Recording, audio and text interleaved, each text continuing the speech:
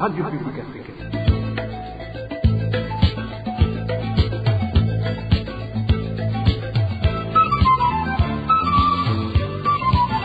Radio Publique Africaine.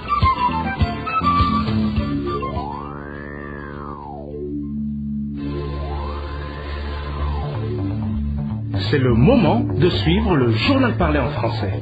À la présentation, Émile Nivasoum. Bienvenue, chers auditeurs de la RPA, dans ce journal du 9 juillet 2021, les principaux titres. L'organisation de protection des journalistes CPJ demande au gouvernement burundais de réhabiliter tous les médias interdits. Et les habitants de Kayanza dénoncent une contribution forcée de 1000 francs pour construire le bureau provincial. Et la Tanzanie alerte sur la propagation à grande échelle de la Covid-19 dans la région. Voilà pour les titres et le développement, c'est tout à l'heure. Le comité pour la protection des journalistes appelle le Burundi à rétablir tous les médias interdits. Dans sa déclaration sortie hier, CPJ a également exprimé son inquiétude face aux conditions imposées à la Voix d'Amérique pour son autorisation à réémettre au Burundi. Le contenu de la déclaration avec Marie-Ange Irakoze. L'appel du comité pour la protection des journalistes au gouvernement burundais de rétablir tous les médias interdits sur son territoire intervient après la décision du Burundi de lever les interdictions imposées à la BBC et au site d'information pro-gouvernemental Ikiriho. Pour CPJ, plusieurs autres médias ne peuvent toujours pas opérer au Burundi. La Voix d'Amérique figure sur cette liste noire. Pour cette organisation, cette radio américaine a été suspendue depuis 2018 pour avoir prétendument diffusé un contenu manquant d'équilibre et préjudiciable aux relations du Burundi avec les Nations Unies. Le comité pour la protection des journalistes, dans sa déclaration, ne cache pas ses inquiétudes quant aux conditions imposées à cette station par les autorités burundaises pour sa réintégration dans le pays. Selon le CPJ, Voix d'Amérique lui a déclaré dans un courrier du 23 juin que les autorités burundaises avaient conditionné la levée de l'interdiction à la remise d'un journaliste swahili de la Voix d'Amérique que les autorités burundaises veulent arrêter. Le média a confié au CPJ qui ne négociera pas à ce propos. Malgré des tentatives visant à permettre davantage des médias de travailler, la demande scandaleuse qu'un journaliste soit remis aux autorités avant que la suspension de la Voix d'Amérique puisse être levée et le silence continu d'autres médias montre que le Burundi reste un environnement fondamental hostile pour la presse, a déclaré le représentant de CPJ pour l'Afrique subsaharienne, Mutsoki Mumo.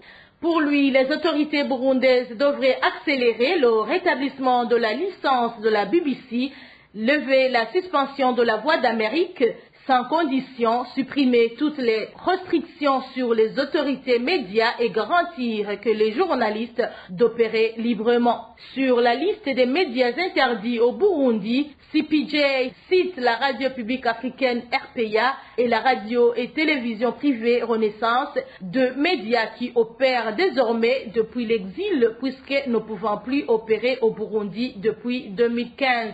Bob Rugurika, directeur de la radio publique africaine, et Mourodi, directeur de la radio et télévision privée Renaissance, font partie de sept journalistes en exil condamnés par contumace pour leur implication présumée dans la tentative de coup d'État de 2015, a rappelé le CPJ dans son communiqué. Parlons droits de l'homme et politique. Et à présent, un membre du parti CNL de la colline Rubanda, zone Mhinga, en commune Vugizo, nous sommes dans la province Makamba, a été arrêté ce matin à son domicile par des personnes qui seraient des agents du service national des renseignements. Selon ses proches, Innocent Ndairagidje est accusé d'être de mèche avec les malfaiteurs qui ont attaqué à la grenade le chef de la zone Mhinga il y a de cela quelques semaines.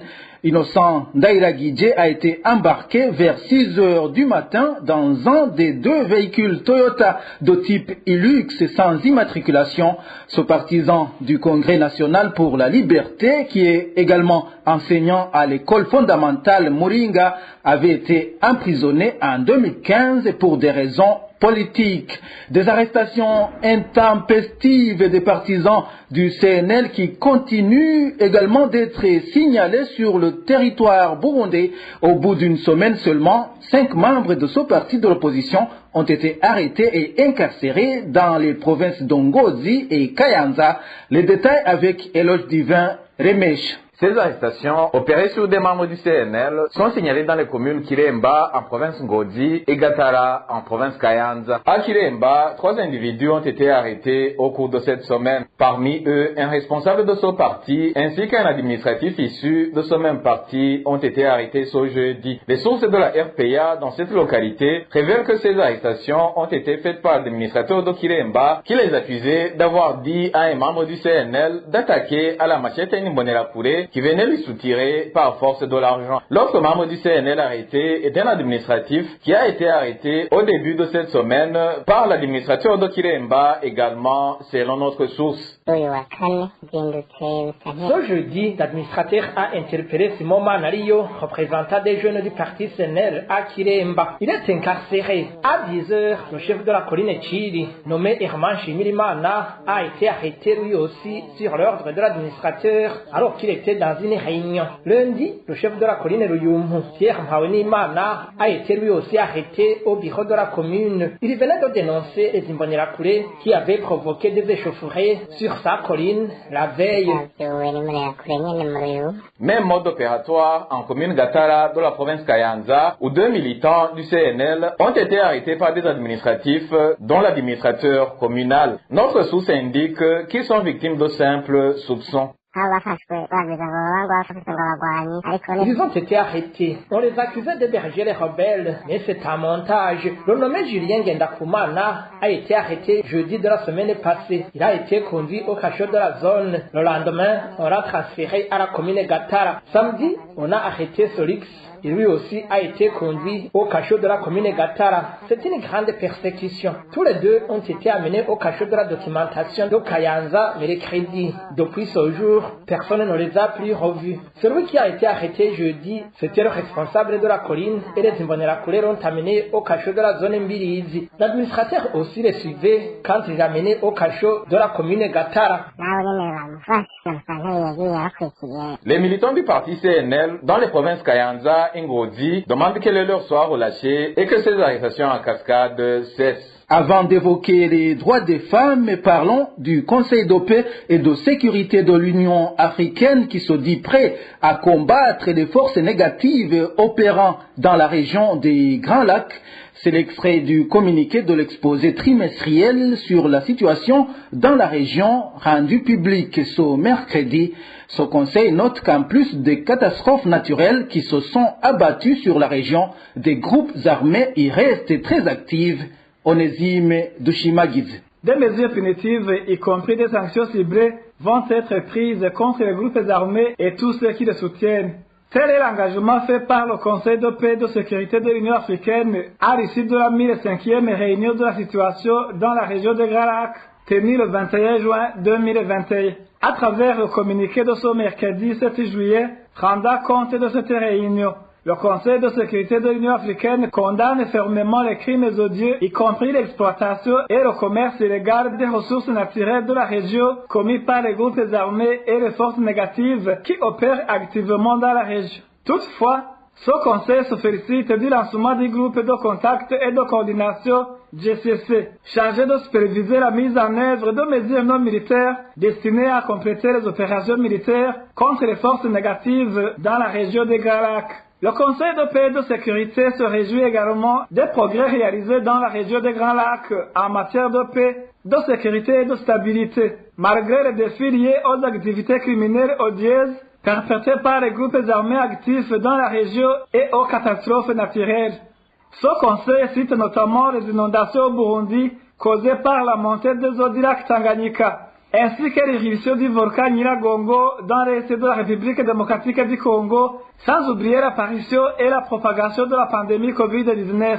De plus, le Conseil de sécurité a une profonde préoccupation de la situation humanitaire qui résulte de ces problématiques en termes de perte de vies humaines, de personnes déplacées et de réfugiés. Par ailleurs, le Conseil de paix et de sécurité de l'Union africaine se félicite du retrait du Burundi du programme du Conseil de sécurité des Nations Unies et de la fermeture de la mission des observateurs des droits de l'homme et d'experts militaires de l'Union africaine au Burundi le 31 mai 2021. Les élections pacifiques et crédibles récemment organisées dans les pays de la région sont à saluer, selon toujours ce communiqué. En définitive, le Conseil de paix et de sécurité de l'Union africaine s'est engagé à combattre et à éradiquer plus efficacement toutes les forces négatives, les groupes armés et les groupes terroristes en activité, ainsi qu'à faire face à la situation humanitaire dans la région des Grands Lacs et dans la lutte contre la pandémie Covid-19. Enfin, ce Conseil demande au président de la Commission africaine de mobiliser le soutien nécessaire au programme de désarmement, de démobilisation et de la réintégration dans les pays de la région. Vous pouvez retrouver ce journal sur les comptes Facebook et YouTube de la radio publique africaine. Dans un instant, nous parlons des droits des femmes. RPA.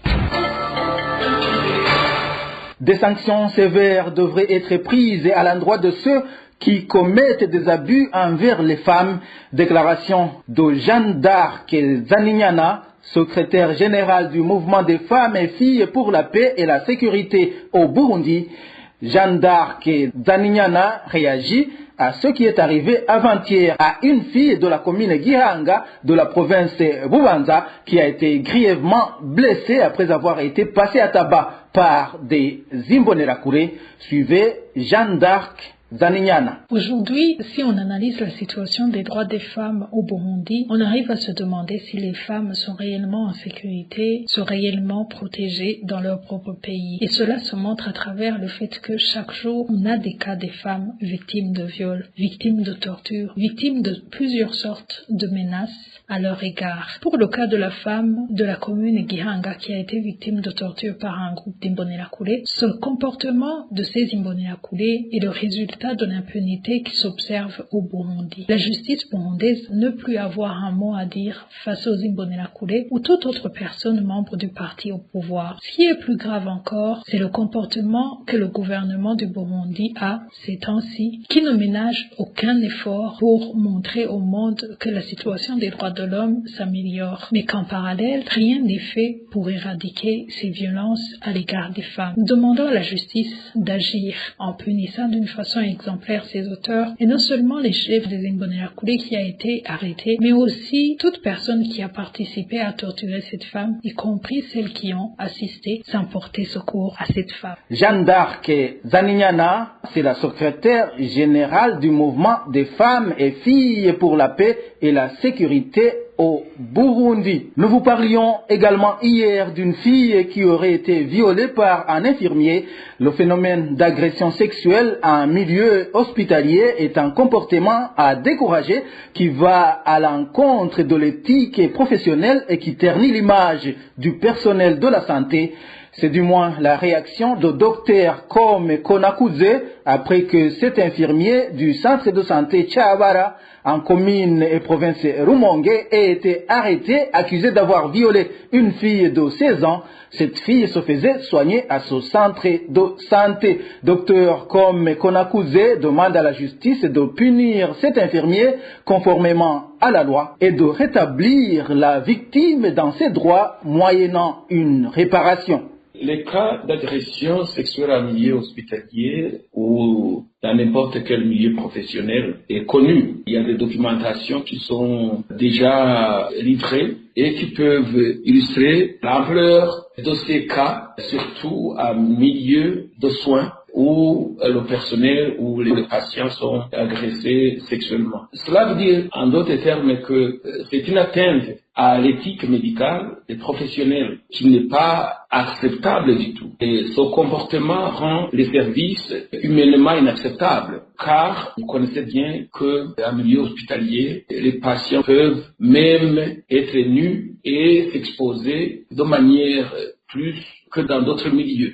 Alors là, il n'y a pas de soins sans éthique ou normes. Et là, ce cas précis de cet infirmier du centre de santé en province de Rumongue montre bien qu'il a fait faillite à son professionnalisme et aussi a rendu les services inacceptables pour l'ensemble de ses clients. Quand l'opposition aux valeurs professionnelles inclut des cas extrêmes comme le viol en milieu de travail, il s'agit bien d'une perte morale et éthique. Alors là, je vois bien que son syndicat devrait documenter et centraliser les informations même à travers tous les milieux de soins dans le pays et après essayer d'analyser l'ampleur et d'analyser aussi les facteurs qui incluent ces aspects d'agression sexuelle en milieu hospitalier. Et puis, les ressources humaines au ministère de la Santé devraient aussi faire une documentation, centraliser l'information et voir l'ampleur de ce problème et surtout prendre des mesures préventives et ajuster aussi les lois en vigueur en rapport avec les ressources humaines, mais aussi mener une sensibilisation liée à l'ensemble de l'éthique en milieu de soins. Donc, en second lieu, c'est probablement les sanctions disciplinaires si la personne est coupable, mais aussi des poursuites judiciaires et aussi des réparations à ses victimes, parce que ça porte préjudice au métier et surtout à la prestation des soins et à l'accessibilité aux soins de santé par la population qui en a besoin. Certains citoyens expropriés et non encore indemnisés par la société Tanganyika Mining Burundi et qui logent dans les enceintes de cette dernière peuvent attraper certaines maladies respiratoires. Propos du professionnel de santé, Dr Noël Nyonghuru. De plus, ce médecin demande aux autorités locales de déplacer ces citoyens le plus vite possible pour éviter qu'ils ne tombent dans une dépression. Écoutez Dr Noël Nyonghuru. Dans le cas du Burundi, pour faire la fonte de minerais, et je crois que la seule source d'énergie disponible et à bon marché s'avère être la tourbe. La tourbe va dégager sûrement le gaz carbonique, le dioxyde de carbone et la monoxyde de carbone. Et cette monoxyde de carbone est plus nocif que le gaz carbonique, mais aussi le gaz carbonique, à forte exposition dans l'air qu'on respire, va dégager une hypoxie chronique pour ces gens-là qui sont exposés 24 heures sur 24 heures et 7 jours sur 7 et pendant longtemps et dans une situation de stress. Et je crois que si on ne fait rien assez rapidement, ils pourront être affectés, leur système respiratoire et entraîner des maladies et y raccourcir leur espérance de vie. Du point de vue médical, je leur conseillerais d'éloigner ces gens de la proximité des tuyaux d'échappement de ces gaz et de leur donner une vie hygiénique, les reloger dans d'autres terres afin qu'ils ne peuvent pas tomber dans d'autres maladies psychologiques comme la dépression et avec risque de suicide. Dans le même secteur de la santé, les grandes villes de la Tanzanie, y compris celles proches du Burundi, sont très menacées par la pandémie de Covid-19. Dans un discours tenu au cours de cette semaine, Samia Suluhu, présidente tanzanienne, a fait savoir que la situation est très inquiétante vu l'évolution de cette pandémie. Chacun doit prendre des précautions pour se protéger, a conseillé Samia Suluhu. Les détails avec Francine Mahoro. Les grandes villes les plus touchées par la troisième vague de la Covid-19 en Tanzanie sont Arusha, Mwanza, Dar es Salaam, Dodoma et Kagera, qui est proche du Burundi. Selon le journal de East Africa, Samia Suluhu, la présidente de la Tanzanie, a lors de son discours ce mercredi à Kibaigwa, dans une localité appelée Morogoro, informé tout ce qui était sur place, car rien n'est à cacher au regard de l'évolution de la troisième vague de la Covid-19 dans ces villes citées si haut. Cette autorité a profité de cette occasion pour inviter les Tanzaniens à prendre des précautions pour se protéger contre cette pandémie, en respectant les indications données par les experts de la santé. De plus, la présidente tanzanienne a été choquée par le comportement de certains Tanzaniens qui ne portaient pas le masque convenablement. Ici, Samia Suluhu avait vu une centaines de Tanzaniens qui n'avaient pas bien ajusté les masques sur le nez alors que la troisième vague de la COVID-19 se propage à une grande vitesse. Ainsi, elle a demandé à tout le monde de se protéger pour éviter le décès, comme c'est le cas dans d'autres pays. Pour Samia Sururu, c'est la toute première fois que la Tanzanie compte 70 cas positifs en état critique, a indiqué de East Africa. Néanmoins, tout ce qui concerne la troisième vague de la COVID-19 est considéré comme un conte de fait au Burundi. Au moment où les pays voisins comme la Tanzanie, le Rwanda et l'Ouganda font le tout possible pour protéger les populations, surtout à les inviter à respecter les gestes barrières de la COVID-19. Rien n'est respecté à ce qui concerne le respect de ces mesures contre la COVID-19 au Burundi. Cela se remarque dans la négligence affichée par les habitants dans la mise en application de tous les gestes barrières pour éviter la propagation de cette pandémie. Pourtant, Kagera est l'une des villes de la Tanzanie menacée par la COVID-19 et qui est proche du Burundi. Vous pouvez également recevoir ce journal en nous envoyant un message sur notre WhatsApp. C'est le plus 49 15 12 94 16 348. Une courte pause et nous nous rendons à Kayanza. RPA. La secrétaire de la zone Rugazi en commune Kabarore de la province Kayanza est accusée d'exiger des pots de vin pour les extraits d'actes de naissance des enfants et les extraits d'actes de mariage. La population parle d'un pot de vin d'au moins 6 000 francs pour l'acte de naissance et 5 000 francs pour l'extrait d'acte de mariage. Emmanuel Niungeko nous en dit plus. Rose Nyiraneza reste comme secrétaire de la zone Rugazi depuis près de 7 ans. Sur les 7 ans de service, les habitants l'accusent de leur exiger une somme de 2 000 francs pour chaque service sollicité, et cela depuis près de 5 ans. N'ayant pas d'autre choix, certains sont contraints de payer cette somme dans la mesure où les bureaux de la commune sont très éloignés. Pire encore, cette secrétaire zonale exige des pots de vin allant de 3 000 francs pour des gens qui veulent faire enregistrer des nouveaux-nés. Normalement, l'extrait d'acte de naissance est délivré moyennant paiement de 1 000 francs seulement. En principe, l'enfant est enregistré dans une période ne dépassant pas 2 semaines et l'enregistrement est gratuit. Seulement, on doit payer 1 000 francs pour l'obtention d'un extrait d'acte de naissance. Donc, elle nous dit qu'on doit lui acheter un Fanta qui va de 3 000 et plus. Ensuite, on doit encore lui donner la même somme de 3 000 ou 2 000 avant de délivrer cet extrait. Même son de cloche pour ceux qui veulent faire l'enregistrement pour le mariage civil. Ces derniers sont obligés de payer une somme de 5 000 francs de pot de vin, en plus des frais qui rentrent dans les caisses de l'État.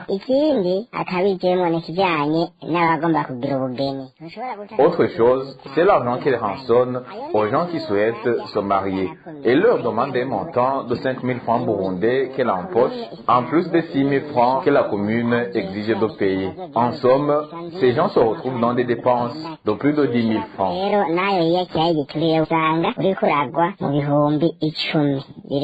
La rédaction de la RPA a tenté de joindre Rose Nyiraneza, secrétaire de la zone Rugazi. Son téléphone est sonné sans que personne ne décroche. Les habitants de la zone Rugazi demandent au chef de cette zone, à la personne de Gervais Uwizeyimana, nommé dans ses fonctions depuis une semaine, de suivre de près ce dossier. Restons à Kayanza. Les habitants de cette province dénoncent une campagne de contribution par force de la somme de 1 000 francs pour chaque personne qui atteint 18 ans. Le chef des collines explique que c'est pour la construction du bureau provincial. Les habitants indiquent qu'ils ont déjà payé cette contribution à plusieurs reprises. Les détails avec Eric Nyonzima. Cette somme de 1 000 francs est collectée par force dans toutes les 9 communes de la province de Kayanza. Une famille de 10 personnes et à l'âge de 18 ans et plus contribue un montant de 10 000 francs. Cette contribution est collectée par les chefs collinaires. Les habitants de la province Kayanza indiquent qu'ils avaient déjà donné cette contribution concernant la construction du bureau de la province Kayanza en 2018. Depuis lors, ils disent qu'ils ont déjà contribué plusieurs fois. En 2019, les fonctionnaires de l'État avaient donné 3 000 francs chacun et les commerçants 5 000 francs chacun pour la construction du bureau de la province. Ce qui collectait Cette contribution les retrouvait au lieu de service. Actuellement, pour avoir un document à la commune, on doit d'abord montrer une quittance prouvant que tu as payé la contribution de la construction du bureau de la province. Les habitants de la province Kayanza demandent que cette contribution intempestive cesse parce qu'ils sont dans une pauvreté. Nous n'avons pas pu joindre Colonel Rémi Chichahayo, gouverneur de la province Kayanza, pour donner des éclaircissements. Au sud du pays, l'on parle de la hausse illégale des prix des boissons qui s'observe dans la zone Gatete, commune et province Rumongue. Les habitants de cette zone indiquent que c'est inconcevable qu'il y ait des commerçants qui augmentent des prix alors qu'il n'y a plus de pénurie de boissons. Eloge Kwizera a plus de détails. La boisson de prix a beaucoup été majorée selon la population et la mosté. Une bouteille s'achète à un prix compris entre 2300 et 2800 francs. Cet habitat témoigne. Les prix des boissons alcoolisées ont grimpé d'une façon spectaculaire ici dans la zone Gatete. Par exemple, la Moselle 65 centilitres coûte soit 2800, 2500 ou 2300 francs, alors que le prix officiel est de 2000 francs burundais. Les habitants de la zone Gatete s'étonnent de cette hausse des prix alors que les boissons sont disponibles sur les dépôts. Auparavant, il y avait la carence des produits de la Braroudi, d'où chacun fixait le prix de vente selon le prix d'achat. Mais pour le moment, il n'y a pas de carence. Ils s'approvisionnent sur les dépôts au prix de 21 600 francs burundais le casier. En divisant par 12 le nombre de bouteilles, on déduit que le prix de la bouteille est de 1800 francs burundais. Vous comprenez qu'en aucun cas, la bouteille ne devrait pas se vendre à 2600 ou à 2800 francs. Les habitants de Gatete demandent aux autorités de la commune Rumongue de suivre de près ce vol organisé par les vendeurs de boissons de la localité. Dans un communiqué de presse du ministère du Commerce, du Transport, de l'Industrie et du Tourisme de fin juillet, ce ministère appelle aux commerçants et aux consommateurs que les prix des produits Braroudi, Sosumo et Bousseko n'ont pas encore changé et de mettre en garde les spéculateurs que des mesures coercitives allaient être prises. Dans le même communiqué, ce ministère indique qu'il va renforcer sur toute l'étendue du pays l'activité de surveillance du marché. Gouvernance sans transition. La filière café reste toujours gangrénée de beaucoup de difficultés malgré les réformes mises en place par le gouvernement pour développer cette filière. Propos de Prosper Nahogwamiye, porte-parole du gouvernement, dans un compte-rendu du Conseil des ministres tenu ce mercredi à Gitega. Le porte-parole du gouvernement indique que parmi les difficultés de cette filière café figure la mauvaise organisation. Écoutez Prosper Nahogwamiye. Note relative à la problématique de liquidation des sociétés de gestion des stations de lavage Sogestar et de la société de déparchage et de conditionnement du café Sodeco. Cette note a été présentée par le ministre des Finances, du budget et de la planification économique. Malgré les réformes mises en place par le gouvernement dans la filière café, suite au programme d'ajustement structurel initié par la Banque mondiale depuis 1986, la filière café n'a pas affiché les performances attendues et des difficultés dans le secteur ont persisté. Les principales difficultés relevées sont notamment les difficultés structurelles liées à une faible capacité technique et de gestion, les difficultés organisationnelles depuis le stade de production jusqu'au stade d'exportation du café, avec comme corollaire les difficultés financières à pouvoir payer le prix aux producteurs, ce qui obligea l'État du Burundi d'intervenir par ses concours sous forme d'aval lors des campagnes café. Le non-respect de la part des Sogestar et de la Sodeco des obligations contractuelles traduit par le non-paiement des loyers, l'absence d'entretien et de la maintenance des biens loués, la rémunération du personnel, le non-paiement des impôts et taxes, etc. Pour remédier à ces difficultés, le gouvernement doit liquider les sociétés opérant dans ce secteur du café et acheter leur patrimoine. Encore une fois, Prosper Nahogwamiye. Concernant les voies de sortie, comme les rapports d'expertise des actifs de Sogestar Sodeco mis à la disposition de l'ODK sont déjà disponibles, les mesures suivantes pourraient être envisagées. Le gouvernement devrait accepter de les racheter selon les valeurs actualisées. Le matériel ou actif non retenu par l'ODK devrait être remis aux Sogestar et Sodeco en liquidation pour une mise en vente publique éventuelle. L'actionnaire État devrait être traité de la même façon que les autres actionnaires lors de la liquidation. Lors des échanges, les observations et recommandations suivantes ont été soulevées, notamment compte tenu des ressources matérielles et financières que l'État avait mises à la disposition de ces sociétés, il faut qu'il y ait un audit afin de calculer toutes les valeurs des actifs en location. Dans les calculs à faire, il faut tenir compte des avances que l'État a débloquées seul pour payer les producteurs du café. La liquidation devrait se faire dans la transparence, avec partage de responsabilités à tous les niveaux, car c'était des sociétés mixtes suivant les apports de chacun. Les ministres en charge des finances et de l'agriculture vont collaborer pour établir ce que ces sociétés doivent à l'État et procéder au recouvrement, même forcé en cas de besoin. Le cas échéant, le ministère de la Justice pourra être requis. Direction Bubanza, à présent, les responsables de la direction de l'enseignement dans la commune Manda devraient payer les salaires des professeurs vacataires pour qu'ils donnent des résultats et que les élèves n'en soient pas victimes. Réaction d'une éducatrice qui suit de près l'éducation au Burundi. Eladi Nivizi fait savoir que tout ouvrier mérite un salaire. Écoutez Eladi Nivizi. Lorsque les élèves, à la fin d'un trimestre ou à la fin de l'année, n'obtiennent pas les résultats scolaires, ils sont bloqués. La direction n'a pas de base pour prendre une décision en ce qui concerne leur avancement de classe, en ce qui concerne leur redoublement ou en ce qui concerne le renvoi des élèves. C'est pour cette raison que, à chaque fin d'année, l'année est clôturée par la proclamation des résultats. Et par conséquent, ces élèves ont droit à leurs résultats. Qu'est-ce qu'il faut faire? Ce qu'il faut faire, c'est que les professeurs vacataires qui ont travaillé pendant 3 mois méritent de recevoir leur salaire.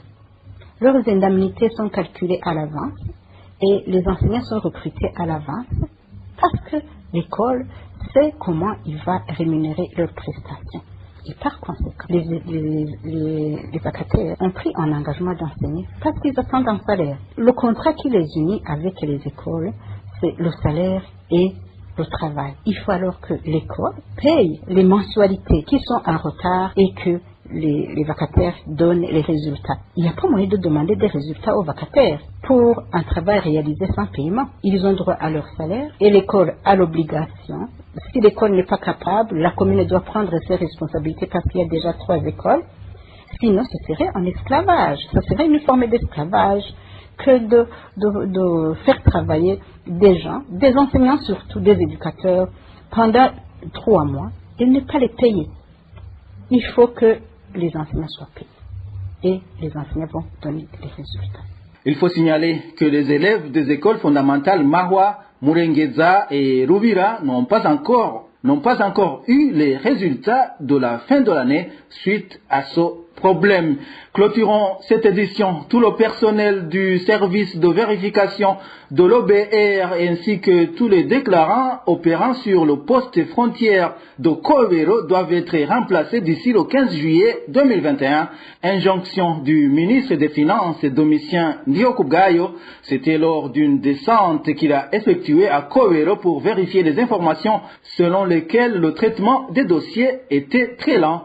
Les détails avec Dani Claire Iratrumva. Ce jeudi, le ministre burundais des Finances, Domitien Ndiokugayo, a effectué une descente au bureau de l'OBR en province Muyinga. Il avait reçu des informations via un numéro public du ministère, selon lesquelles il y aurait des retards non justifiés dans le traitement des dossiers et que par conséquent, la corruption fait parler d'elle-même pour faire avancer les dossiers. À ce propos, les services de l'OBR ont essayé de renvoyer la faute aux demandeurs de services, ce qui n'a pas convaincu le ministre. Les services de l'OBR nous ont expliqué qu'il y a des déclarants qui ne sont pas rapides à soumettre les dossiers, qu'il y a aussi peut-être des commerçants qui ne donnent pas les informations à leurs déclarants. Ce que nous avons douté parce que il peut arriver qu'un commerçant ne donne pas les informations nécessaires. Attend peut-être un commerçant 2, 3, mais c'est difficile de s'expliquer que vous ayez plus de 100 véhicules qui attendent et qu'ils ne peuvent pas être traités rapidement. Et ce qui est de la corruption, c'est bien évidemment difficile à vérifier dans les faits, mais nous allons continuer à mener des investigations pour savoir s'il y a du personnel de l'OBR qui serait impliqué dans cela. Après avoir effectué une visite sur tout le périmètre d'action de l'OBR, le ministre Domitien Ndihokubwayo a décidé que tous les employés des services de vérification et tous les déclarants qui y opèrent soient remplacés. D'emblée, nous avons décidé que l'équipe qui se trouve ici, dans la vérification à l'OBR, puisse être changée au plus tard le 15 juillet, afin qu'on ait du sang nouveau à ce poste-là et que les choses rentrent dans l'ordre. Nous avons aussi décidé à ce que les déclarants qui se trouvent ici au poste de Kobero soient aussi changés par les agences respectives qui les ont envoyés, parce que nous constatons que les déclarants et les vérificateurs de l'OBR travaillent de connivence. Ils doivent travailler ensemble, ça c'est vrai, mais réellement, avoir ce qui arrive ici, il doit y avoir du fou. Avant de partir, le ministre Domitien Ndihokubwayo a mis en garde les agents des autres départements que s'il apprendrait d'autres fautes les concernant, il les renverrait définitivement. Voilà, c'est par ici que nous mettons un point final au journal du 9 juillet 2021. Merci à vous tous qui nous avez suivis. Emile Niwasumba, j'étais à la présentation. Au revoir.